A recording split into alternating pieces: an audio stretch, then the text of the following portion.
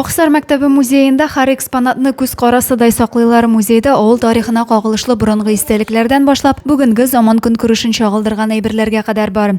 Аерым бүлекләрдә 100дән артык экспонат саклана. Укыту, тәрбия эшендә музейның әһәмияте зур. Укучыларда да кызыксыну уята, ди музей җитәкчесе Зөлфия Нуруллина. Бүтән андагы җыелган әйберләр ул безнең авылдашларның тарафыннан җыелган әйберләр. Хәзерге вакытта музей кичкенә булуына карамастан эшен дәвам итә.